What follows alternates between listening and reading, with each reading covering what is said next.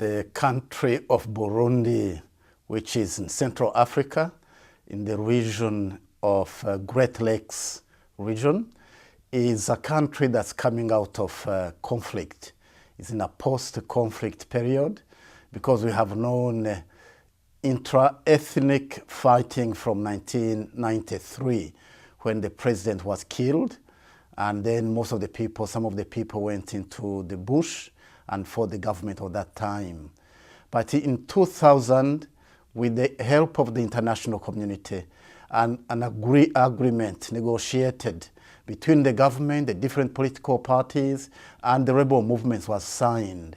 And that has given us a way of entering into a democratic system.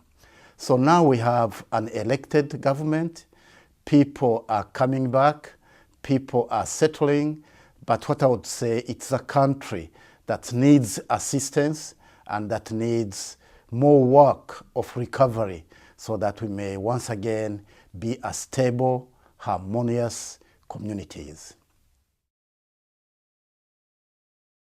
Burundi is a small country if you know other countries in Central Africa like Congo or Tanzania, which are very large, but Burundi is very small. 28,000 square kilometers, and it has a population of 9 million.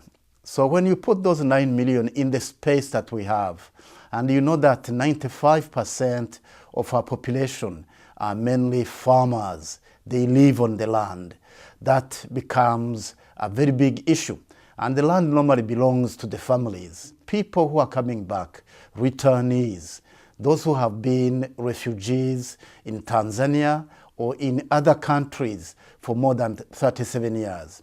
So when they come, they have to get also where to live. So they have to share that small land. And Burundi is not elastic. The land is not, you cannot multiply it. So that's why it has become an issue for the survival, for the livelihood of the people in Burundi.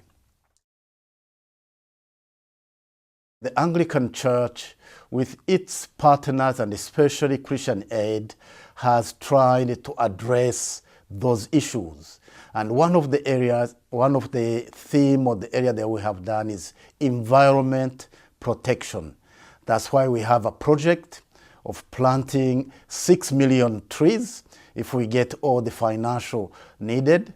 And we have already planted 4 million in all the 6 dioceses of Burundi, of the Anglican Church of Burundi, which is spread throughout the whole territory of Burundi.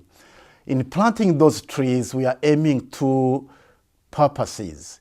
One is to bring those people, those who are living in Burundi, those who are returnees, to work together and create a spirit of collaboration, of knowing each other, of deciding to move forward together.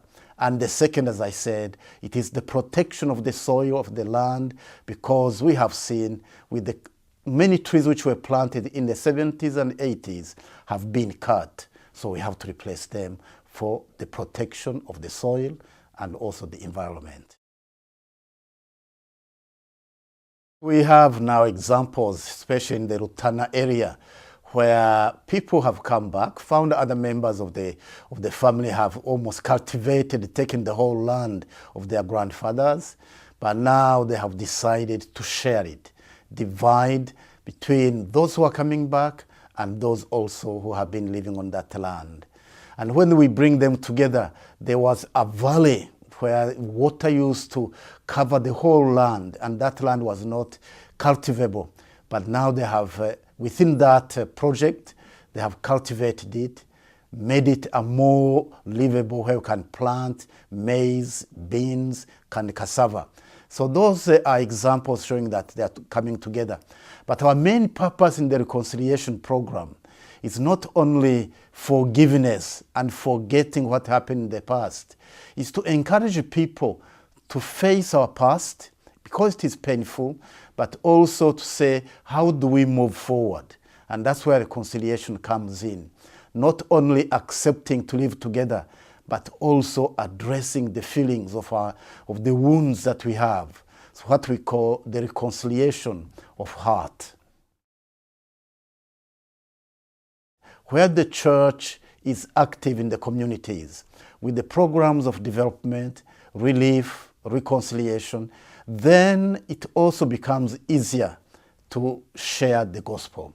So that's why we are encouraging and calling upon all those who are involved and thanking them, thanking Christian Aid for the support, the working together, because they have understood that we are in this program together.